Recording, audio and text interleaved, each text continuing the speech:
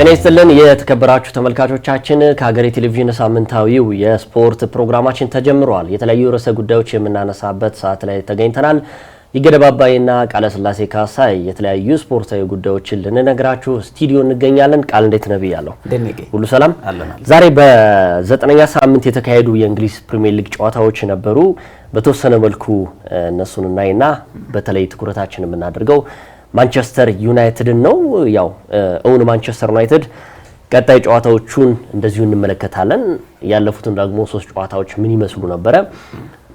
አሁን ዩናይትድ ምን ላይ ነው የሚገኘው? የአሰልጣኙ የፍልስፍና መቀየር የሚሉ ብዙዎች አሁን ለምሳሌ ቢቀየር ጥሩ ነው ይላሉ። እሳቸው ጸንተው ደግሞ እንደዚሁ እያስኬዱበት አለው። እንደው የትኛው ነው የሚታረቀው የሚለውን ጉዳይ የአሰልጣኝ ሩበን አሞሪም ጸንቶ መቆየት ለውጤቱ ትልቅ ድርሻ ይኖረዋል እየተባለ ይገኛል። ከዛ በተረፈ ግን ማንቸስተር ዩናይትድ 3 ጨዋታዎችን ስላሸነፈ ወደ አሸናፊነቱ መጥቷል ወይ? አሁን ማንቸስተር ዩናይትድ በምን ያህል ደረጃ ተለውጣል የሚሉ ጉዳዮችን እናነሳለን። ያው ሲቲ፣ ቼልሲና ሊቨርፑል በሳምንቱ መጨረሻ ሽንፈት ያስተናገዱ ትልልቅ ቡድኖች ናቸው። አርሰናል፣ በርነማውዝና እንደዚሁም ቶተንሃም ሆትስፐር ደግሞ ያለሸነፍ ባይነት ሚናቸው ነው ወይም ሳምንታትን እያስቆጠሩ ይገኛሉ። እንደነዚህ አይነት ጉዳዮችን ሰፋ አድርገን እንመለከታለን። እንግዲህ ይገኝ ከዛ በፊትም ስናወራው ነበርና የእንግሊዝ ፕሪሚየር ሊግ የበለጠ ተወዳጅ እንዲሆን ያደረገው ምክንያት አንደኛው ከሳምንት ሳምንት የትኛው ቡድን እንደሚያሸንፍህ የማታውቅበት ሊግ ስለሆነ ነው ብሎ በግልጽ መናገር ይቻላል። ምክንያቱም በተከታታይ ወጥ የነበረ ቡድን በቀላሉ ሲሸነፍ ትመለከተዋለህ። ያልተጠበቁ ውጤቶች ደግሞ ሲመዘገቡ እንመለከታለን። ተመልክተህ ከሆነ በዚህ ዓመት ራሱ የጠበቅናቸው ክለቦች ወደ ታች ወርደዋል፣ ያልተጠበቁት ክለቦች ደግሞ ከፍ ብለዋል። ለምሳሌ እንደነ ቦርነማዝ እንደነ ቶተንሃም ሆትስፐርስ ከፍ ያሉበት አጋጣሚም ተመልክተናል። በፉክክርም ደረጃ ስትመለከተው ከሳምንት ሳምንት የተለየ ፉክክር እየተመለከት እንገኛለን። በዚህኛው ሳምንት ግን ለአርሰናልና ማንቸስተር ዩናይትድ ጥሩ ሳምንት ነበር ማለት ይቻላል። ምክንያቱም የቅርብ ተቀናቃኞቻቸው የምንላቸው ደግሞ ቶፕ 6 የምንላቸው ክለቦች 3ቱም መሸነፋቸው ለነሱ ጥሩ አጋጣሚ ሆኗል። ምክንያቱም እነሱን ደግሞ የራሳቸውን ጨዋታ በማሸነፍ እድሉን በሚገባ ተጠቅመውበታል። በተለይ ቼልሲ ሰንደርላንድን በስታንፎርድ ብሪጅ አስተናግዶ 2-1 የተሸነፈበት ጨዋታ እንደዚሁ ያልተጠበቀ ውጤት ሆኖ የተመዘገበበት አጋጣሚ ነበር። ማንቸስተር ሲቲ እርግጥ ሊፈተን እንደሚችል ተጠብቆ የነበረ ቢሆንም ምክንያቱም ባለፉት 2 የፕሪሚየር ሊግ ግንኙነታቸው ቪላ ፓርክ ላይ አስቶን ቪላ ማሸነፉ ይታወሳል። ማንቸስተር ሲቲም ያንን ያስጠብቃል ወይስ ወደ አሸናፊነት ይመለሳል የሚሉ ጉዳዮችን ሲጠበቁ ነበር። ነገር ግን በአስቶን ቪላ 1-0 ተሸንፏል። እንዲሁም ደግሞ 3 ተከታታይ የፕሪሚየር ሊግ ጨዋታዎችን ተሸንፎ የነበረው ሊቨርፑል በተለይ በአውሮፓ ቻምፒዮንስ ሊግ ማሸነፉን ተከትሎ አይንትራክት ፍራንክፈርትን በተሻለ መነቃቃት ወደ ጂቴክ ኮሚኒቲ ያቀናል ተብሎ ነበር። እንዲሁም ደግሞ ሊቨርፑል በብሬንትፎርድ ተሸንፏል። በተለይ ለሊቨርፑል ደግሞ ትልቅ የውጤት ማጣት ውስጥ እንዳለ የሚያሳይ ነው ተብሎለታል። 4 ተከታታይ የፕሪሚየር ሊግ ጨዋታዎች መሸነፍ ደግሞ ሌላኛው አደጋ ይዞ የመጣ ይመስላል። ስለ አርሰናል በኋላ ላይ እናነሳል። አዎ ያው ሲቲም ቼልሲም ሊቨርፑልም በሳምንቱ መጨረሻ ቀናቶች ላይ ተሸንፈዋል። 3 ነጥብ ነው ያጡት። በተለይ በፕሪሚየር ሊጉ ላይ ከሚጠበቁ ቡድኖች መካከል ቼልሲ ሲቲ ነበረ። ቪላ ፓርክ በጣም አስቸጋሪ ነው። እንደውም አሰልጣኝ ፔፕ ጋርዲዮላ የተናገሩት ባለፉት 3 ጊዜ ግንኙነታቸው ላይ በአስቶን ቪላ መሸነፋቸው ምን ያህል ዶሚኔት እየተደረጉ እንደሆኑ ነው በአሰልጣኝ ኡናይ ኤምሬ።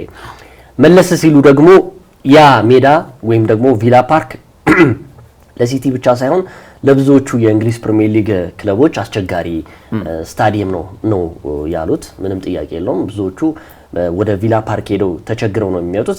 በአጠቃላይ እንግዲህ ባለፈው አርብ ዕለትም ስናነሳው የነበረው ጉዳይ ማንቸስተር ሲቲ በፕሪሚየር ሊጉ ላይ ከሚጠበቁ የእንግሊዝ ፕሪሚየር ሊግ ክለቦች መካከል አንዱ ነው ለዋንጫ ፉክክር። ነገር ግን ባልተጠበቀ መልኩ በጠባብ ውጤትም ቢሆን 1-0 ተሸንፏል። ከዛ በተረፈ ግን አሰልጣኝ ፔፕ ጋርዲዮላ ነገሮችን አሁንም እያስተካከሉ የሚሄዱበት አጋጣሚ ያለ ይመስለኛል።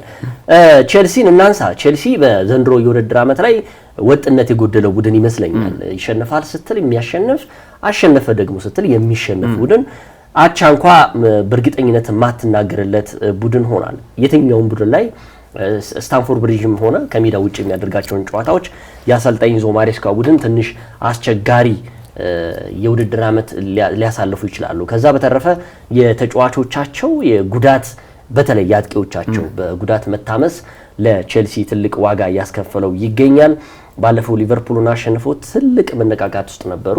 አሁን ደግሞ በዚሁ መሸነፋቸው በጣም አስጊ ነው ብዬ ገምታለሁ። ሊቨርፑል ያው ተከታታይ አራተኛ ጨዋታው እንግዲህ በጣም ከባድ ነው። አሁን ምንም ጥያቄ የለውም 3-2 እንዳለ እኛ አሰልጣኝ የውጤት ቀውስ ውስጥ ናቸው ወይ? አሁን ሙሉ በሙሉ እኔ መናገር የምችለው አሰልጣኝ አርኔ ስሎት የውጤት ቀውስ ውስጥ እንደሆነ ነው የሚናገሩት። ምክንያቱም 4 ያህል ጨዋታዎችን 12 ነጥቦችን ጥለዋል። ይሄ ማለት በእንግሊዝ ፕሪሚየር ሊግ ትናንት ከጨዋታው በኋላ የቀድሞ የአርሰናል ታሪካዊ ተጫዋች አሰልጣኝ አርሰን ቬንገር የተናገሩት ጉዳይ አለ። በሰራሁባቸው 22 ዓመታቶች ውስጥ በእንግሊዝ ፕሪሚየር ሊግ ላይ 4 ተከታታይ ጨዋታዎች ተሸንፎ ዋንጫ ያገኘ አንድም ቡድን የለም ነበር ያሉት። እኔ 2 ጉዳዮችን ማንሳት እችላለሁኝ። አሰልጣኝ አርሰን ቬንገር ያሉት አንደኛ ሊቨርፑል ዋንጫ እንደማያነሳ ሂንት ሰጥተዋል መልከታቸውን። ሁለተኛ ነገር ደግሞ በሳቸው በነበሩበት ጊዜ ይህ ታሪክ ተደርጎ አይታወቅም፣ ሊቀለበስ ይችላል። ያ ከተቀለበሰ ደግሞ ምንድነው አርሰናል ጫና ደረሰበት ማለት ነው። ይሄ ማለት አርሰናልም ማንቸስተር ሲቲም እንደዚሁም ሊቨርፑል ማነው ዩናይትድም ሊሆን ይችላል ዋንጫውን ቢያጡት እና ሊቨርፑል ቢያነሳ ጫናዎች ሁሉ ወደ ሌሎች ናቸው። ምክንያቱም ከዚህ በኋላ 12 ነጥብ የሚጥል ቡድን አለ ወይ? ለምሳሌ አርሰናል ይጥላል ወይ ነው? ማንቸስተር ሲቲ ይጥላል ወይ ነው? ስለዚህ ትልቅ የቤት ስራ ነው። በአጠቃላይ እንደ አርሰን ቬንገር አስተሳሰብም አስተያየትም እንዳላቸው የስራ ልምድም ከሆነ ሊቨርፑል በዚህ የውድድር ዓመት ላይ ዋንጫ አያነሳም ነው ያሉት። ዋንጫ አያነሳም ሚንስ ካለበት ታሪካቸው ከሳቸው ዳራ እንጂ ታሪክ ተቀይሮ 12 ነጥብ ተጥሎ ገስግሶ ዋንጫውን ሊያነሳ ይችላል። ሩኒ ደግሞ ዛሬ በሰጠው መግለጫ የሊቨርፑል ትልቁ ችግር አሁን ላይ የሚገባኝ መሪ ተጫዋች የለውም ነው። አሁን ቨርጂል ቫን ዳይክን በጣም እየወቀሰ ይገኛል። ቨርጂል ቫን ዳይክን ባለፈው አንዱ ከአውሮፓ ሻምፒዮንስ ሊግ በፊት በማንቸስተር ዩናይትድ ሲሸነፉ በመልበሻ ቤት ውስጥ ሁሉን ነገር ጨርሰን ነበረ ነው ያለው። ያን ራሱ ማውጣቱ ተገቢ አይደለም ነው ዋይኒ ማርክ ሩኒ የሚለው። ከጨረሱ ውስጥ መጨረስ ነው ያለ። ያን ከጨረሱ ታዲያ ለምንድነው በብሬንትፎርድ የተሸነፉት ነው የዋይኒ ሩኒ ጥያቄ። ስለዚህ መሪ ቡድን ማለት መሪ ተጫዋች ማለት ወይ አምበል ማለት ነገሮችን በደንብ ሰብሰብ አድርጎ ይዞ ለሚዲያ ሳይወጣ ማሳየት ነው ነው እኔም እደግፈዋለሁ የሩኒ። ስለዚህ አሁንም ሊቨርፑል እንደው የነ ቨርጂል ቫን ዳይክ ራሱ ትንሽ ጓገጭ ማለት መንገራገጩ ምናምን ለውጤት ማጣቱ ትልቅ አስቸጋሪ ነው ብዬ ገምታለሁ። አርሰናልም እንግዲህ የክሪስታል ፓላስን ትልቁን ድል ምክንያቱም አሁን ክሪስታል ፓላስን ማሸነፍ በጣም ከባድ በሆነበት ጊዜ ነው አርሰናል ኤምሬትስ ላይ 1-0 ውጤት ይዞ ወጥቶ የነጥብ ልዩነቱን ከመሪዎቹ ያሰፋበት አጋጣሚ ያለ አርሰናልም እንመለከተዋለን። እንግዲህ ከሊቨርፑል ለመነሳት ሊቨርፑል በጣም አስቸጋሪ የውድድር ዓመትን እያሳለፈ ይገኛል። በእርግጥ ለበርካቶች ሰርፕራይዝ የሚሆነው በተለይ ክለቡ በውድድር ዓመቱ ካስፈረማቸው ተጫዋቾች አንጻር ከነበረው ተነሳሽነት ስሜት አንጻር አምና ሻምፒዮን ሆኖ የመጣ ቡድን እንደመሆኑ ክፍተቶቹን ጉድለቶቹን አይቶ ያስፈረማቸው ተጫዋቾች ምን ያህል ጠንካራ ሊቨርፑልን ሊያሳዩን ይችላሉ አሰልጣኝ አርነ ስሎት የሚለው በበርካቶች ዘንድ ተጠባቂ ነበር።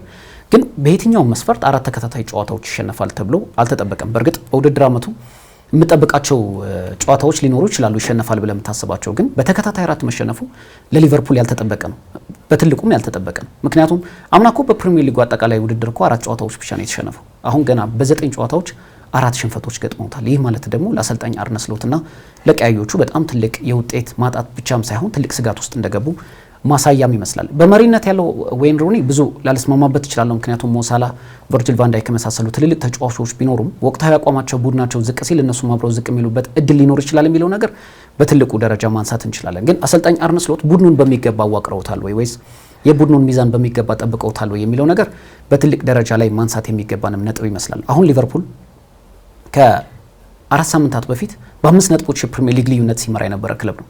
በክሪስታል ፓላስ ከተሸነፈ በኋላ እስከ መጨረሻው ድረስ በብሬንትፎርድ እስከተሸነፈበት ጨዋታ ላይ ያለው ግን 4 ተከታታይ ተሸንፎ እንግዲህ አሁን ከአርሰናል ጋር ያለው የነጥብ ልዩነትን መመልከት ይቻላል። እና አሁን ሊቨርፑል በቀጣይ የሚነሳሳበት እድል ሊኖር ይችላል ወይ? አዎ አሰልጣኝ ፔፕ ጓርዲዮላ ያሉትም ሀሳብ ሊቨርፑል ወደ ሀያልነቱ ወይ ደግሞ ወደ ተፎካካሪነቱ ይመለሳል ያሉበት መንገድ ትንሽ ሊያስማማ ይችላል ብዬ አስባለሁ። አጠቃላይ ግን አሰልጣኝ አርነ ስሎት ቅድም እንዳልከው ይገ ካንተ ጋር ሀሳብ መስማማበት በጫና ውስጥ ብቻ ሳይሆን በትልቅ ጫና ውስጥ የሚገኙ አሰልጣኝ ናቸው። ከ430 ሚሊዮን ፓውንድ በላይ ወጪ ያደረገ ክለብ ከዚህ የተሻለ ውጤት ማምጣት ይጠበቅበታል። ምክንያቱም በፕሪሚየር ሊጉ ሌሎች ክለቦችም ራሳቸውን ምን ያህል እንዳጠናከሩ ተመልክተናል። እጅግ ጠንካራ የሆነ ፉክክርም ከሳምንት ሳምንት እየተመለከት እንገኛለን ብዬ አስባለሁ። ወደ አርሰናል ስንመጣ አርሰናል በዘንድሮ የውድድር ዓመት አሁንም የተከላካዩ ጥንካሬ አሁንም እንደቀጠለ ነው። ምናልባት አንድ ምሳሌ ስፈልግ ነበርና አርሰናል አሁን ሕግና ስርዓትን አክብሮ የሚሰራ ትራፊክ ፖሊስ ይመስለኛል። ይሄ ያልኩበት ምክንያት ምንድነው? ሕግና ስርዓትን አክብሮ የሚሰራ ትራፊክ ፖሊስ በጣም ዲሲፕሊንድ ነው። ምንም ነገር ሊያሳልፍ አይችልም። ትርፍን ብትጭን አምልጠህም ብትሄድ ሊያሳልፍ አይችልም። ቢያሳልፍህ እንኳን ለሌላ ትራፊክ ጠቁሞ የሚያስይዝህ እድል ሊኖረው ይችላል ብዬ አስባለሁ። አርሰናል ቤት ውስጥ ያለው የተከላካይ ክፍል ይሄ ሆኗል። በምንም መንገድ ሊያሳልፉ የሚችሉ ተጫዋቾች አይደሉም የአርሰናል ተከላካዮች። በዛ ላይ ደግሞ በጣም ዲሲፕሊንድ ናቸው። ከካርድ ነፃ የሆኑ ቴክኒካል ፋውሎችን ብቻ የሚጠቀሙ ካለፉት ዓመታት ስህተቶቻቸው የታረሙ የተከላካይ ክፍል ነው ያለው። ሌላው ደግሞ ከነሱም ቢያመልጥ እንኳን ግብ ጠባቂው ዴቪድ ራያ በቀላሉ ኳሶችን የሚያድንበት መንገድ እጅግ አስደናቂ ነው። አሁን አርሰናል ቤት ውስጥ በየጨዋታዎቹ ምን ያህል ግብ ይቆጠርበታል ብቻን ሳይሆን አሁን የግብ ዕድል እንኳን ይሞከርበታል የሚለው ነገር ከጊዜ ወደ ጊዜ እየሰፋ መጥቷልና የአርሰናል ጥንካሬ አርሰናል አሁን ባለፉት ዓመታት ወይም ባለፉት ጊዜያት ይቸገርባቸው የነበሩት አይነት የጨዋታ መልክ ያላቸው ጨዋታዎችን እያሸነፈ ነው። ለምሳሌ በዚህ መርሃ ግብር አምና ራሱ ኤዜ በቀድሞ ክለቡ ክሪስታል ፓላስ ያለ አርሰናል ላይ ያስቆጠረው ጨምሮ ነጥብ አስጥለውታል። አርሰናል ኤምሬትስ ስቴዲየም ላይ መጥተው ከዚህ በፊትም የነበሩት ጨዋታዎች ባለፈውም በክራቨን ኮቴጅ ፉልሃምን ያሸነፈበት መንገድ ትላንትም በተቸገረበት ወቅት ቡድኑ አሁንም ብዙ መሻሻል ያለበት ነገር እንዳለ ይሰማል። ምክንያቱም የግብ ዕድሎች በመፍጠር ረገድ ከዚህ የተሻለ መስራት እንዳለባቸው አሰልጣኝ ሚኬል አርቴታ ያንጸባረቁ አንዳንድ ጨዋታዎችን ተመልክተናል። ምክንያቱም ሁሌም በቆሙ ኳሶች ብቻ ዲፔንድ ሆነህ ጎሎች ለማስቆጠር ልትቸገር ትችላለህ። ምክንያቱም በእርግጥ ሁሉም ክለቦች አሁን አሳሳቢ ደረጃ ላይ ስለደረሱ የአርሰናልን መንገድ መከተል ከጀመሩ ሰነባብተዋል። ትናንትም ቅድም እንደገለጽከው ቶማስ ፍራንክም እንደዛ ቢያነሱት ራሳቸው የሚያሸነፉበት መንገድ ሁለቱም ከቆሙ ኳሶች ያስቆጠሩበት መንገድ ነውና አሁን አርሰናል ቤት ውስጥ የቆሙ ኳሶች ተከላካዮቻቸው በጣም የተሟላ ነው። አርሰን ቬንገር እንዳሉት ከግብ ጠባቂ እስከ የፊት መስመር አጥቂ ድረስ በጣም ባላንሱን የጠበቀ በጣም ሚዛኑን የጠበቀ ቡድን ነው ብለዋል። አሁንም ግን ሚኬል አርቴታ ቡድናቸው ከዚህ የተሻለ አስፈሪ ለማድረግ የተሻለ የግብ ዕድሎችን መፍጠር ይጠበቅባቸዋል ብዬ አስባለሁ። አዎ እንቀጥላለን። የተከበራችሁ ተመልካቾቻችን እየተመለከታችሁት ያለው ከሀገሬ ቴሌቪዥን ሳምንታዊ የስፖርት ፕሮግራማችን ነው። የክብር አጋራችን የቡና ኢንተርናሽናል ባንክን ማስታወቂያ ተከታትለን ስንመለስ ውይይታችን ይቀጥላል። የዛሬን ተስፋ ይበልጥ ለማድረግ በአዲስ ሐሳብ ለመሻሻል ያሰቡትን ለማስፋት ውጥንን ለማሳካት ይበልጥ ልቆ ለመገኘት ያሰቡ መላ ይፈልጋሉ። እነሆ ለብርቶች የአቦል ዲጂታል ብድር አገልግሎት ቀረበ። አቦል ዲጂታል ብድር ንጋት፣ ራዕይ፣ መነሻና ማሳ ሲል በሰየማቸው ልዩ ልዩ የብድር አገልግሎቶቹ እስከ 100,000 ብር ብድር አዘጋጅቷል። ማለዳ በኢመደበኛ ንግድ ለተሰማሩ ሴቶች፣ ራዕይ በመደበኛ ንግድ ለተሰማሩ ሴቶች፣ መነሻ በኢመደበኛ ንግድ ለተሰማሩ ለጉሊትና መሰል ነጋዴዎች፣ ንጋት መደበኛ ንግድ ለተሰማሩ የጥቃቅንና አነስተኛ ነጋዴዎች፣ ማሳ በግብርናና መሰል ስራዎች ላይ ለተሰማሩ የቀረበ አገልግሎቶቹን ያለምንም ማስያዣ በእጅ ስልኮ መጠቀም ያገኙ። አቦል ዲጂታል ብድር፣ አቦል ላይ ይድረሱ። ቡና ባንክ፣ የባለ ራዕዮች ባንክ። ተመለስን። የተከበራችሁ ተመልካቾቻችን ከማስታወቂያ በኋላ ተመልሰናል። ቡና ኢንተርናሽናል ባንክ የስፖርት ሾው የክብር አጋራችን ስለሆነ ከወዲሁ ማመስገን ይጠበቅብናል። የሊቨርፑል ያው ቅድም ያነሳውልህ የዋይኒ ማርኩሩኒ ትክክል ነው። እኔ እንደውም ለአንድ ክለብ ለአንድ ቡድን ውጤት ማጣት ሚናው ጎልቶ ለምሳሌ አሁን መሪ ከሌለህ ምንም ይፈረከረካል ቡድን እኮ። አሁን ማሳያ ልትለው የምችለው ባለፈው የውድድር ዓመት ላይ ለምሳሌ ዋንጫዎች አርሰናል በደንብ ኮሚቴድ ሆኖ አንዱ እንደ ዋናው ባይሆንም እንደ ምክንያት የሚያደርገው ቶኒ አዳምስ የተናገረው የኦዲጋርድ አምበል በጣም ይሄ የጠበቀ አምበል አለመሆን የጠበቀ መሪ አለመሆን አንዱ ማሳያ ነው። ቅድም ደግሞ ወደ ኋላ መለስ ብዬ ሳየው ዊሊያም ጋላስ አርሰናል ዋንጫ ባጣበት ዘመን ላይ የተሸነፉበት ጨዋታ ላይ አስታውሳል። ሜዳ ላይ ሲያለቅስ ያ የቡድን መሪ ነው ብዬ አልገምትም። ምክንያቱም እሱም ብቻ ሳይሆን ተጫዋቾቹንም ገሏቸዋል። ስለዚህ ዋይኒ ሩኒ ያለ የሚገኘው በእንደዚህ አይነት በተቸገርክበት ጊዜ ውስጥ አምበል ጠንካራ መሆን አለበት። የሚያሳየው አክት ራሱ የመሸነፍ ስሜት ውስጥም ቢሆኑ ያን ማሳየት የለበትም ነው። እኔም የሩኒን ምስማማው ያ ነው። አለበለዚያ የሁሉም ቡድን አባላቶች እኮ የተሻለ ነገሮችን መስፈርቶችን ስላሟላ ተሰሚነት ስላለው አንድ አምበል እሱ የሚለውን ነገር የምትሰማ ከሆነ አለበለዚያ ግን እሱ በጣም ተጨናንቆ የሚወርድ ከሆነ የበስ ቡድኑን ይወርደዋል ነው የሩኒ ጥያቄ። ኤኒሃው ሊቨርፑል አሁንም ያው ችግር ውስጥ ነው ያለው።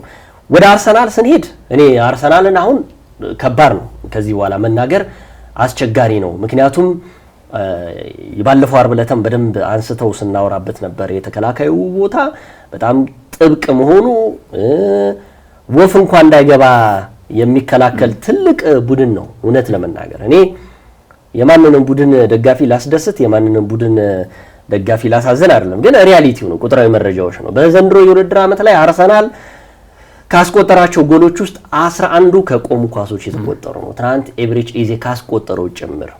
ይሄ ማለት ምን ያህል እየሰሩበት ነው። አንድ ግን ሳልናገርም አላልፈው ነገር የቀድሞ የማንቸስተር ዩናይትድ ተከላካይ ገብርኤል ሄንዝ አርጀንቲና ተጫዋች ትልቅ ሚና አለው። በነገራችን ላይ ለዚህ አሁን ለምናወራው ለነ ዊሊያም ሳሊባ ለነ ገብርኤል ማጋሌስ የነ ቲምበርም የነ ካላፊዮሪም በለው እንደነዚህ አይነት ቁርኝትና ኮንክሪት እንዲሆን የቀድሞ የማንቸስተር ዩናይትድ ተጫዋች ገብርኤል ሄንዝ በጣም ትልቅ ሚና አለው። እያንዳንዷን ነገር ክሬዲት መስጠት የሚገባው ነው። ተዋናያኖቹ ያው እነሱ ስለሆኑ ከዛ በተረፈ ከመጋረጃ ጀርባ ያለ ትልቁ ሰው ግን ገብርኤል ሄንዝ ነው ለአርሰናል የተከላካይ ሚና። ከዛ በተረፈ የማጥቃት ሚናው ምንም በተቸገርክበት ጊዜ ነው። እውነት ለመናገር የዋንጫ ጭላንጭል ያለው ቡድን በተቸገረበት ሁሉ 3 ነጥብ ይዞ መውጣት ይችላል። ይሄ ደግሞ አርሰናል አሳይቶናል።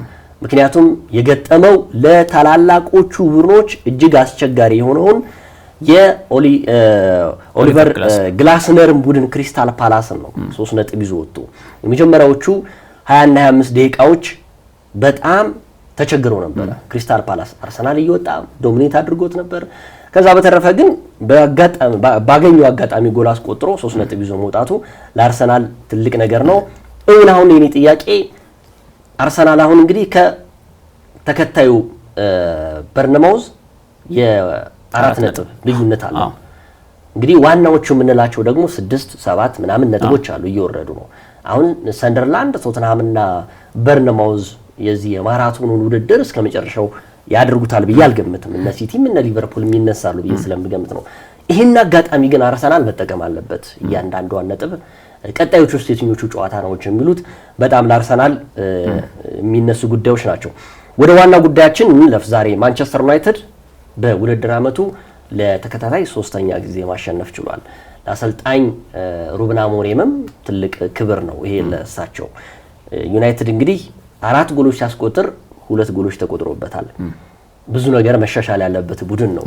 ግን አሁን ዩናይትድ ተፎካካሪ እየሆነ መጥቷል ወይ የሚለውን ጉዳይ ማንሳት እንችላለን። ምናልባት ዛሬ ዩናይትድን በልዩነት ማንሳታችን ተገቢ ይመስለኛል። ምክንያቱም ባሳለፍነው ሳምንት አርሰናልና ሲቲ በልዩነት ትልቅ ጨዋታ ስለነበራቸው እያነሳ ነው ነበር። ማንቸስተር ዩናይትድ አሁን በተከታታይ 3ኛ ድሉን አስመዝግቧል። ይህ ማለት ደግሞ ማንቸስተር ዩናይትድ ለሚያክል ትልቅ ክለብ ከ1 ዓመት ከ6 ወር በላይ ጠብቋል 3 ተከታታይ ጨዋታዎችን ለማሸነፍ። ምን ያህል ፈታኝ ጊዜያትን እንዳሳለፈ ይህ ታላቅ ክለብ ምን ያህል እንደተፈተነ ምን ያህል በውጣ ውረዶች እንዳለፈ ማሳያ መሆኑ ነው። አሁን ግን በጥሩ መነሳሳት ላይ የሚገኝ ቡድን እንደሆነ ምንም የሚካድ አይደለም። በተለይ የመጀመሪያዎቹ 6 የፕሪሚየር ሊግ ጨዋታዎች ለማንቸስተር ዩናይትድ እጅግ በጣም ፈተና የበዛባቸው ነበሩ። በውጣ ውረዶች የተሞሉ ነበሩ። ለምሳሌ 3 ያህል ጨዋታዎችን ተሸንፈዋል። እንደምታስታውሰው በመጀመሪያ መክፈቻው ጨዋታ ላይ በአርሰናል የተሸነፉበት አጋጣሚ እናስታውሳለን። በኋላ ላይ በክራቨን ኮቴጅ አቅንተው በፉልሃም አቻ የተለያዩበት አጋጣሚ ነበር። በትልቅ ደረጃ ካነሳ ነው ደግሞ ማንቸስተር ሲቲ በማንቹሪያን ደርቢ ኤቲሃድ ላይ 3-2 ያሸነፈበት አጋጣሚ፣ በኋላ ላይ ደግሞ ወደ ጂቴ ኮሚኒቲ ስቴዲየም አቅንተው ደግሞ በብሬንትፎርድ የተሸነፉበት አጋጣሚ ለማንቸስተር ዩናይትድ እጅግ ፈተናው በጣም ከባድ ያደረገበት ከ33 ዓመታት በኋላ ደካማ የተባለው የውድድር ዓመት ጅማሬ እንዲያደርግ ምክንያት ሆኖታል። በኋላ ላይ በተለይ የሰንደርላንድ ጨዋታ በጣም ብዙ መልእክት ነበረው። ታስታውሳለህ? በሰንደርላንድ ጨዋታ ላይ የአሰልጣኝ ሩበን አሞሪም ዕጣ ፈንታና ማንቸስተር ዩናይትድ ምን ሊሆን ይችላል የሚል ሀሳብም እየሰጠን ነበር። በሰንደርላንድ ጨዋታ ብዙ ነገሮች የቀየሩ ነበሩ።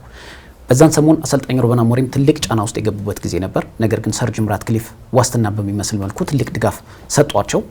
የኢንተርናሽናል ብሬክም ስለነበር ከተመለሰ በኋላ ዩናይትድ በጥሩ መነቃቃት ኦልትራፎርድ ላይ ክሊን ሺት አስመዝግቦ ሰንደርላንድን አሸነፈ። ሰንደርላንድ በውድድር ዓመቱ በጣም ፈታኝ ከሆኑ ቡድኖች መካከል አንደኛው ነው። በዚህ ሳምንት እንኳን ስታንፎርድ ብሪጅ ላይ አቅንቶ ቼልሲን ያሸነፈበት ውጤቱ በልዩነት ማንሳት እንችላለን። ወራጅ ከአዲስ አዳጊ ቡድን አይመስልም። በተሻለ መልኩ ተሻሽሎ የመጣ ቡድን ነው። በርካታ ተጫዋቾች ያስፈረሟቸው በትክክል እየሰራ እንደሆነ ማሳያ ነው የደላብሪስ ቡድንና ማንቸስተር ዩናይትድ ከዛ በኋላ ወደ አንፊልድ ነው ያቀናው። ወደ አንፊልድ አቅንቶ በላንክሻየር ደርቢ ሊቨርፑልን አሸነፈ። በርካቶች ከሊቨርፑል በኋላ ያለው ማንቸስተር ዩናይትድን ለማየት ጓጉተው ነበር። በተለይ ተጋጣሚው ደግሞ ብራይተን መሆኑ። ብራይተን ባለፉት ጊዜያት በጣም ለማንቸስተር ዩናይትድ ትልቅ ፈተና የነበረ ቡድን ነው። ባለፉት 4 ጨዋታዎች እንኳን ብንመለከት 3ቱን አሸንፎታል። ሲያሸንፈውም በፍጹም የበላይነት ነው ያሸነፈው። ብራይተን በጣም ዶሚኔት አድርጎ ማንቸስተር ዩናይትድን ያሸነፈበት አጋጣሚ ነበር። ለዩናይትዳውያን ከሊቨርፑል በላይ በኔ መልከታ የብራይተን ጨዋታ በጣም ወሳኝ ነበር ብዬ አስባለሁ። አንደኛ የመነሳሳታቸውን ምልክት ሊያሳዩን በሚችልበት ወይ ደግሞ ጭላንጭል ልናይበት የምንችለው በትልቁ መድረክ ያ ላለፉት ጊዜያት በጣም ሲያስቸግራቸው የነበረው በተከታታይ ዶሚኔት እያደረገ ሲያሸንፋቸው የነበረው ብራይተንን በደጋፊያቸውና በሜዳቸው ፊት ኦልትራፎርድ ላይ ማሸነፍ ግዴታ ነው ብዬ አስብ ነበር። ምክንያቱም አንደኛ ነገር በቀጣይ የሚያደርጋቸው ተከታታይ ጨዋታዎች ወደ በኋላም ስለምናነሳው አዌይ ጌም ነው የሚያደርገው። ኖቲንግሃም ፎረስትን በሲቲ ግራውንድ፣ ቶተንሃም ሆትስፐርስን ደግሞ በስፐርስ ሜዳ የሚያደርጋቸው ጨዋታዎች እንደመሆኑ ይህንን ጨዋታ በደጋፊ ፊት ማሸነፍና ተከታታይ 3ኛ ድሉን ማስመዝገብ ለሩበን አሞሪም እንዲሁም ለዩናይትዳውያን ትልቅ ድል ነበርና ማንቸስተር ዩናይትድ በጥሩ ተነሳሽነት ላይ ይገኛል። ሌሎቹ ነጥቦች ደግሞ እናነሳለን። ያው ማንቸስተር ዩናይትድ ብራይተንን ማሸነፉ ትልቅ እንድምታ አለው። አሁን እኔ የተገነዘብኩት ምንድነው እንደው ማንቸስተር ዩናይትድ በዚህ ደረጃ እንደው የውጤት ማጣት ውስጥ ነው ወይ? ምክንያቱም ብዙ የማንቸስተር ዩናይትድ ደጋፊዎች በጣም ደስተኞች ናቸው አሁን ያሉበት ሁኔታ። ነገ ምን እንደሚፈጠር ስለማያውቁት ነው። ይሄም ግን ትልቅ ክለብ ነው ማንቸስተር ዩናይትድ። እንደውም የስፖርት ጋዜጠኛ ባልደረባችን እኮ ብራንድ ነው ይላል። እውነቱን ነው። አንዳንድ ጊዜ ማንቸስተር ዩናይትድ ምንም ጥያቄ የለውም ትልቅ ክለብ እንደመሆኑ እንደው ይሄ ራሱ እንደው ያንስበታል እንጂ በጣም አይበዛበትም ለዩናይትድ።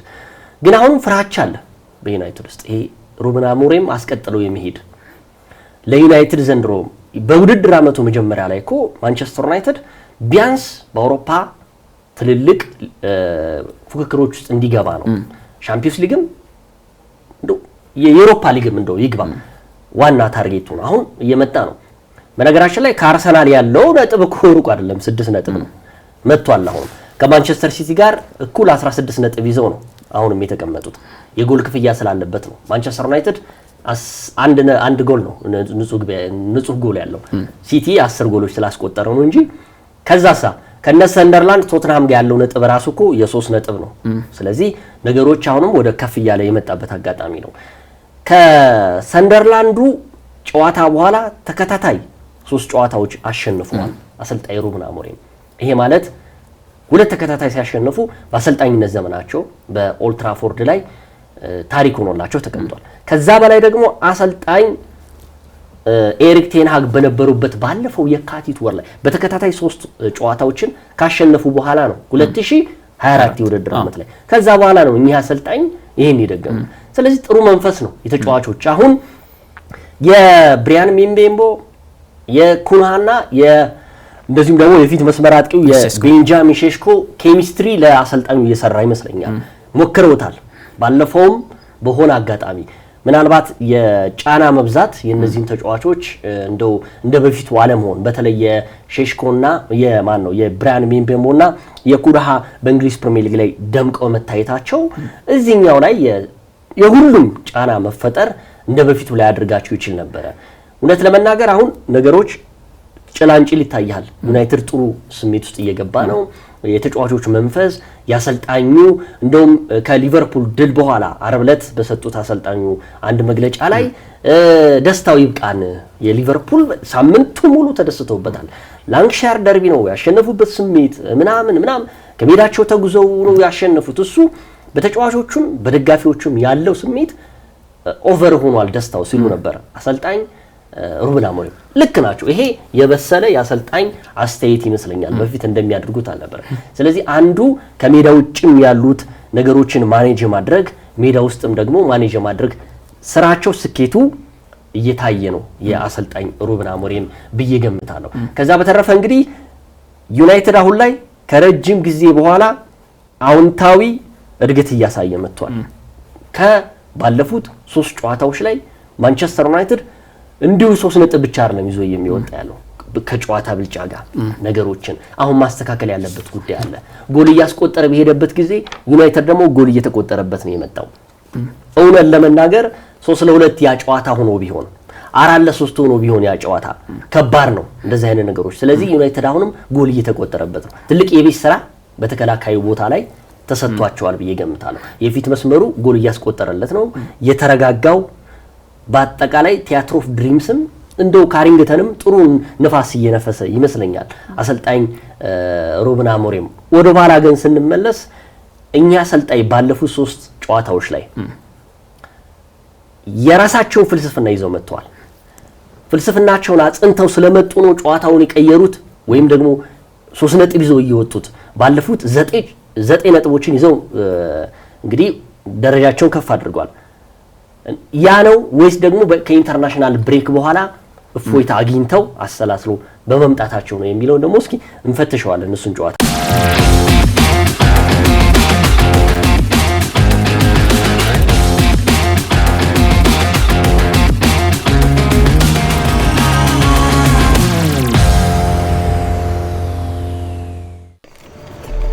የዛሬን ተስፋ ይበልጥ ለማጥበቅ በአዲስ ሐሳብ ለመሻሻል ያሰቡትን ለማስፋት ውጥንን ለማሳካት ይበልጥ ልቆ ለመገኘት ያሰቡ መላ ይፈልጋሉ። እነሆ ለብርቶች የአቦል ዲጂታል ብድር አገልግሎት ቀረበ። አቦል ዲጂታል ብድር ንጋት፣ ራዕይ፣ መነሻና ማሳ ሲል በሰየማቸው ልዩ ልዩ የብድር አገልግሎቶቹ እስከ 100 ሺህ ብር ብድር አዘጋጅቷል። ማለዳ በኢመደበኛ ንግድ ላይ የተሰማሩ ሴቶች፣ ራዕይ በመደበኛ ንግድ ላይ የተሰማሩ ሴቶች፣ መነሻ በኢመደበኛ ንግድ ላይ የተሰማሩ ለጉሊትና መሰል ነጋዴዎች፣ ንጋት መደበኛ ንግድ ላይ የተሰማሩ የጥቃቅንና አነስተኛ ነጋዴዎች፣ ማሳ በግብርናና መሰል ስራዎች ላይ የተሰማሩ የቀረበ አገልግሎቶቹን ያለምንም ማስያዣ በእጅ ስልኮ መጠቀም ያገኙ። አቦል ዲጂታል ብድር፣ አቦል ላይ ይድረሱ።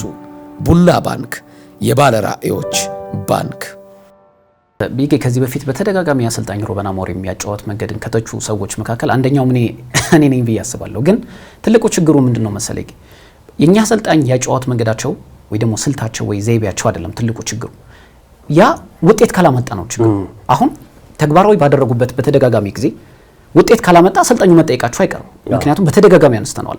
አንድ አሰልጣኝ የተለያዩ ሐሳቦች ሊኖሩት ይገባል።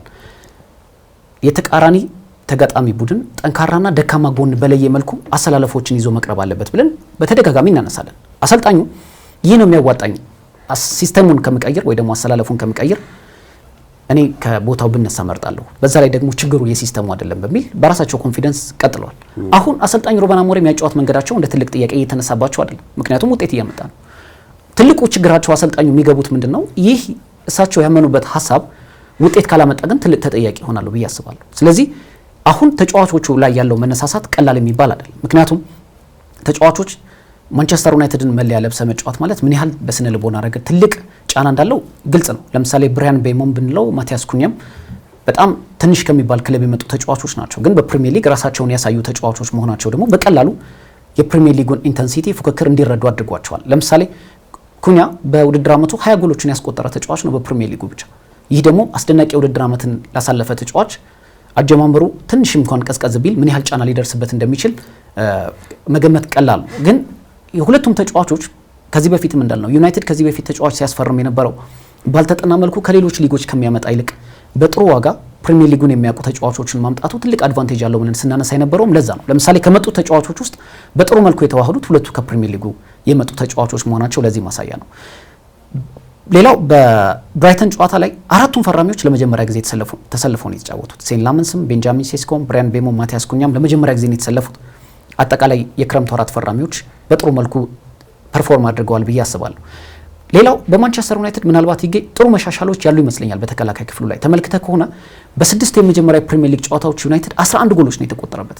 ይህ ማለት ደግሞ ዩናይትድ ከፊትም ብቻ ሳይሆን ከኋላ ምን ያህል ክፍት እንደነበር ማሳያ ነበር። በኋላ ላይ ባለፉት 3 ጨዋታዎች ሴን ላመንስም ወደ ቋሚነት ከመጣ በኋላ ግን ዩናይትድ በ3 ጨዋታዎች 3 ጎሎችን ያስተናገደው። ይህ ደግሞ በጥሩ መልኩ መሻሻልን ብቻ ሳይሆን አሁን የተከላካይ ክፍሉ ላይ የምታየው መረጋጋት የራሳቸው መረጋጋት ብቻ ሳይሆን ከዚህ ቀደም ያልነበራቸው ኮንፊደንስ በራስ መተማመን ተመልሶላቸዋል። ለምሳሌ ከዚህ በፊት ከኋላ ግብ ጠባቂ የነበረው አንድሬ ኦናናም አልታይ ባይንዲርም በተከላካዮቹም ብዛም እምነት የሚጣልባቸው ግብ ጠባቂዎች አልነበሩም። ይህ ሴን ላመንስ ግን ከመጣ ጀምሮ በመጀመሪያው ጨዋታ ክሊን ሺት ያስመዘገበ ግብ ጠባቂ ነው። አንፊልድ ላይ ሄዶ ተፈትኖ እንግዲህ ያንንም በድል ተወጥቶ መጥቷል። ብራይተን ሜዳው ላይ ኦልትራፎርድም በመጠኑም ቢሆን ዩናይትድ ቢፈተንም ግብ ጠባቂው ግን በተሻለ መልኩ ፐርፎርም አድርጓልና የተከላካዮቹ ስቴብል መሆን ራሱ ግብ ጠባቂው ያላቸውን እምነት ያሳያል ብዬ አስባለሁ። አሁን ዩናይትድ በምን መቀጠል አለበት? እርግጥ ሲስተሙ ትንሽ የተወሰኑ ጨዋታዎች ላይ የተቀየረ የሚመስለው ነገር አለ። ለምሳሌ የተጫዋቾች ሚና ወርክ ሬት በጣም ሃይ ሆኗል። በብራይተን ጨዋታ ላይ የብራያን ቤሞም የማቲያስ ኩኛም ወርክ ሬት በጣም አስደናቂ ነበር። ለምሳሌ ኩኛ እስከ መጨረሻው የተከላካይ ክፍል ድረስ እየመጣ ሲከላከል የተመለከትንበት አጋጣሚ አለ። አሁን ባሸነፍኩ ቁጥር የተጫዋቾች ተነሳሽነት ስሜት ሁሌም ከፍ እያለ ይመጣልና ይጌ ምናልባት ሲስተሙን ብቻ ሳይሆን አሁን ተጫዋቾች እየወሰዱት ያለው ሚና እየተሰጣቸው ያለውን ኃላፊነት ከፍ ባለ ደረጃ መወጣታቸው ለውጤት ማማሩ ወይ ደግሞ ዩናይትድ በተሻለ ውጤት ለመጓዙ እንደ አንድ ምክንያት ይነሳል ብዬ አስባለሁ። አዎ እኔም ያው አሰልጣኝ ሩበን አሞሪም በፕሪሚየር ሊጉ ላይ እንዲቀጥሉ ወይም ደግሞ በማንቸስተር ዩናይትድ እንዲቀጥሉ ከሚመኙ ከምፈልጋቸው ሰዎች አንዱ ነኝ በግል። ምክንያቱም ይሁን የታያቸው ነገር አለ። ብዙዎቹ ያን ፍልስፍና ካለቀቁ እንዴ ብዙዎቹ እኮ የሀገር ዓለም አቀፍ ጨዋታዎች ላይ እኮ የማንቸስተር ዩናይትድ ደጋፊዎች በየሀገሩ ላይ የሩበን አሞሪምን የ3-4-2-1 ያጫወት ዘርቤ ወይ 4-3-3 አድርግልን 4-4-2 እስከ ማለት ድረስ መፈክር ይዘው የወጡ ብዙ ደጋፊዎችን አይቻለሁ። እሳቸው ግን አለመሸነፋቸው ነው። አንዳንድ ጊዜ ግን ድርቅም የምትለው ግን የሆነ ነገር ስለሚታይ ነው። እኛ አሰልጣኝ አሁን ወይ ስራዬን እለቃለሁ እንጂ እኔ የሚሄድበትን የፍልስፍናዬን ሌላ ሰው እውነታቸው ነው። ይሄ አደርባይነት ይመስለኛል። ምክንያቱም አንዳንድ በስራ ይሄ እግር ኳስ ነው አይደል? በስራ መንፈስ ውስጥ ሁላችሁ ለአለቃው የሆነ እንትን የሚሉ ሰዎች አሉ እንኳን ለመወደድ ብለህ ማንነትን መሸጥ ማለት ነው። አሰልጣኙ ግን የቀረው ይቅርብኝ ከፈለጉ ያሰናብቱን። አዎ የኔ የጨዋታ ፍልስፍና ይሄ ነው። የቀድሞ ተጫዋቾች የማንቸስተር ዩናይትድም እኮ ሮዲ ፈርናንድም ተነስተውባቸው ነበር። በቃ እንዴ ለምንድን ነው እንደዚህ በቃ 3 ነጥብ አይደለም የሚፈልገው? እሳቸው ግን ይመስለኛል የዛሬን 3 ነጥብ አይደለም የሚፈልጉት፣ የሚቀጥሉትን አመታት ዋንጫ ነው እሳቸው የሚያስቡት። የዛሬ 3 ነጥብ ማጣት ዋጋ ሊያስከፍላቸው ይችላል። እስከ መጨረሻው ድረስ ማንቸስተር ዩናይትድ ወራጅ ቀጠና ድረስ እስከነበረበት ጊዜ ድረስ 17 16 እንደነበረ ጊዜ ሁላ የራሳቸው የጨዋታ ፍልስፍና ነው። አሁን እስኪ ይመልሱ። ማንቸስተር ዩናይትድ 7ኛ ደረጃ ላይ ተቀምጦ ከማንቸስተር ሲቲ እኩል በ16 ነጥብ ተቀምጦ ከአርሰናል ደግሞ በ6 ነጥብ ተቀምጦ ያለው ማንቸስተር ዩናይትድ ጥሩ መንፈስ ውስጥ ያለው ማንቸስተር ዩናይትድ አሁን አንድ ሰው መጥቶ የአሰልጣኝ ሩበን አሞሪምን የጨዋታ ፍልስፍና ይቀይር የሚል ካለው ወንድ ነው። ምክንያቱም አሁን ይገ ባለፈውም ስናነሳው የነበረው ውጤት አምጥተዋል። ያ ውጤት ደግሞ ምንድነው መሰለ ፍልስፍናቸው ነው። አሁን መሰለ ይገ ሰዎች የሚጠይቁት ውጤት ካላመጣ ስህተት ነው ብሎ ያምናል። ውጤት የሚመጣው ከምንድን ነው? አሁን ይኸውልህ በእርግጥ ፕሮሰስ ነው አይደል? ለምሳሌ ፕሮግረስ ሊኖር ይችላል። ግን አሁን ኦሊቨር ግላስነር ምናልባት ከማንቸስተር ዩናይትድ ጋር ስማቸው በተያያዘ ወቅት አንድ እሳቸውን ሸንቆጥ የሚያደርግ አስተያየት ሰጥተው ነበር። ይገ እኔ የተለያየ አይነት ፍልስፍና እጠቀማለሁ። በእርግጥ በ3 ተከላካዮችን መጠቀም መርጣለሁ፣ ግን አሰልጣኝ ማለት የተለያዩ ሀሳቦች ሊኖሩት ይገባል የሚል አስተያየት ሰጥተው ነበር። ምናልባት አሰልጣኝ ሩበን አሞሪምም ባለፉት 3 ጨዋታዎች ይህኛው ያጫወት መንገዳቸው ውጤት ባያመጣ ኑሮ ትልቅ ቀውስ ውስጥ ይገቡ ነበር። ምናልባት ግን ውጤት ስላመጣላቸው በቃ አምነውበታል። ነገ ጠዋት ውጤት ካላመጣላቸው ደግሞ መጠየቃቸው አይቀርም እኮ ነው። አሁን እኮ ይኸውልህ አንድ አሰልጣኝ ውጤት የሚያመጣው ምንድን ነው መሰሶ ቤዙ ምንድን ነው? ፍልስፍና ነው አይደል? ከዛ በኋላ እኮ ነው ውጤት የምታመጣው እኮ እንዴ። ውጤት ስላመጡ ነው አይደለም፣ ፍልስፍናቸው ስለሰራ ነው።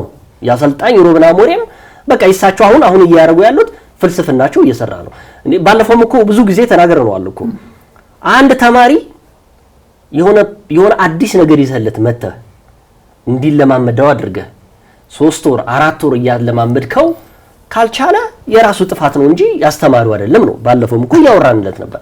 አሁንም የአሰልጣኙ ፍልስፍና ስፖርቲንግ ሊዝበን እኮ ሲተገብሩት እኮ የነበረውን ነው እንዴ። በኢንተርናሽናል ዓለም አቀፍ የሆኑ ተጫዋቾችን ነው እያሰለጠኑ ያሉት እኮ ኢንተርናሽናል ስነ ምግባር ያላቸው። በፖርቹጋልም በእንግሊዝ የሚጫወቱ ተጫዋቾች እኮ ተመሳሳይ እኮ ነው። ምንም ስፖርቲንግ ሊዝበን ላይ የሚፈለሰፉ ፍልስፍናቸውን ይዘው የመጡት እኮ አሁንም ደግሞ ይዘው የመጡት እኮ ያንኑ የስፖርቲንግ ሊዝበን ፍልስፍና ነው ይዘው የመጡት እኛ አሰልጣኝ። ስለዚህ ብዙዎቹ ተጫዋቾች አልገባቸውም ያሳቢ። አንዳንድ ነገሮችን በደንብ በመታስረዳበት ጊዜ ፕሮግረስ ሊኖረው ይችላል። አሁን ግን ሙሉ በሙሉ እኔ 100% ሰራ እያልኩ ሳይሆን ጭላንጭል ይታያል። ያ ነገር ተስፋ አለው። ባለፉት 3 ጨዋታዎች ማሸነፋቸው አንድ የፍልስፍናቸው ጭላንጭል ተስፋ ማሳያ ነው። ሁለተኛ ከሜዳ ውጭ ያለው መንፈሱ መረጋጋቱ ነው።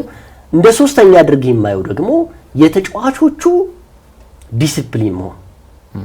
አርሰናል ውስጥ ቅድም እንደተነሳው ዲሲፕሊን የሆኑ ተጫዋቾች አሉ። ማንቸስተር ዩናይትድም ውስጥ ዲሲፕሊን ተጫዋቾች ያስፈልጋሉ።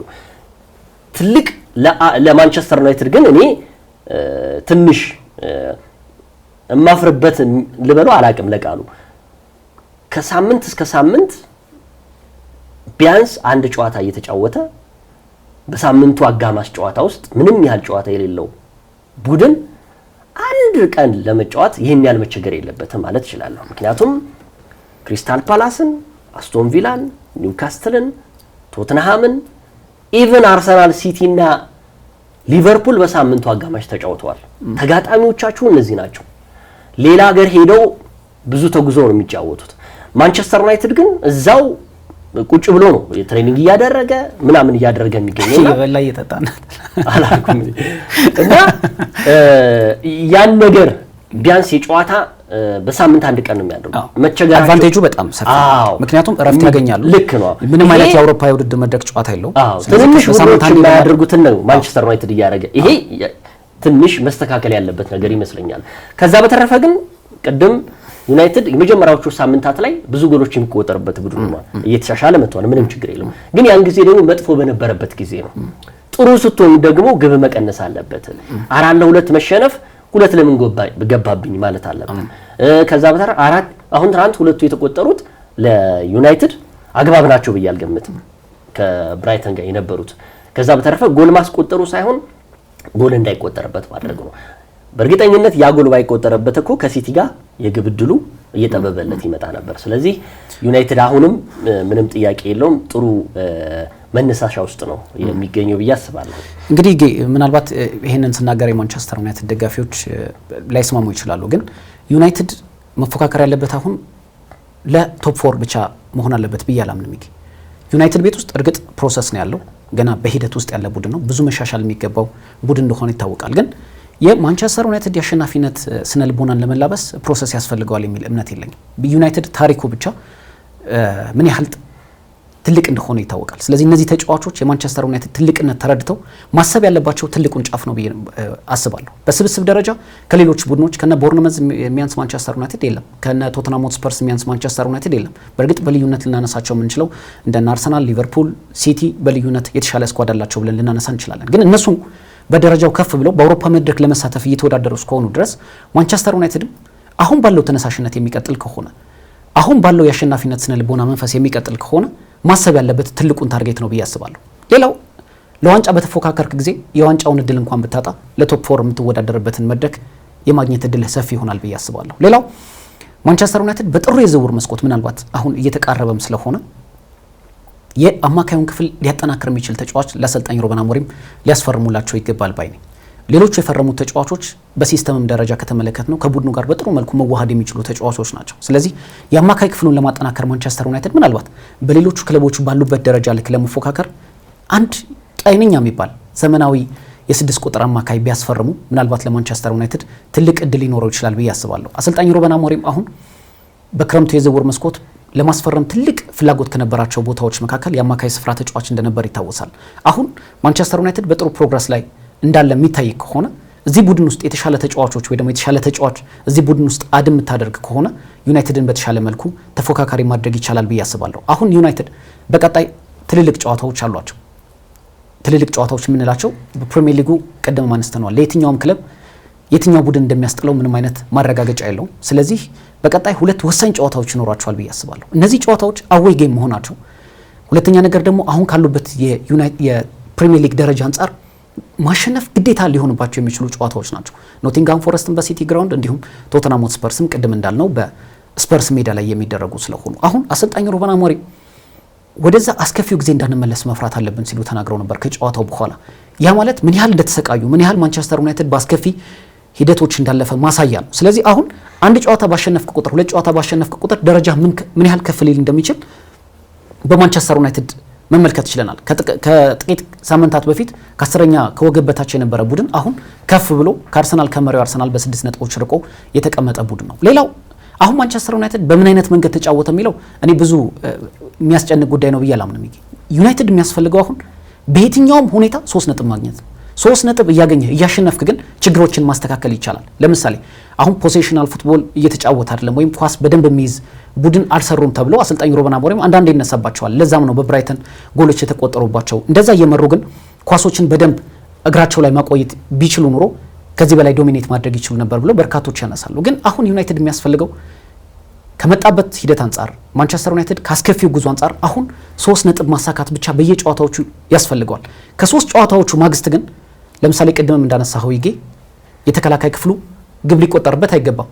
በተሻሻልክ ቁጥር የሚቆጠሩበት ግቦችን እየቀነስክ በሄድክ ቁጥር የበለጠስ በስነ ልቦና ረገድም ጠንካራ እየሆንክ ትሄዳለና አሁን ማንቸስተር ዩናይትድ የሚያስፈልገው ጥሩ ጨዋታ ሳይሆን ጥሩ 3 ነጥብ ነው ብዬ አስባለሁ። አዎ ያው ዩናይትድ ምንም ጥያቄ የለውም ነገሮችን እያሻሻለ ይመጣል። ግን ከፊት የማያቸው ገልጻቸዋለሁ ጨዋታዎች ያሰጉኛል። ለዩናይትድ በጣም አስጊ ናቸው። እነዚህን 9 ጨዋታዎች ከባድ ናቸው። ምናልባትም እንደው በጥሬ ተጫዋቾች የዝውውር መስኮት ላይ ይሄ ሬድሜድ የሆነ ተጫዋች ማስፈረም በጣም ከባድ ይመስለኛል። አሁን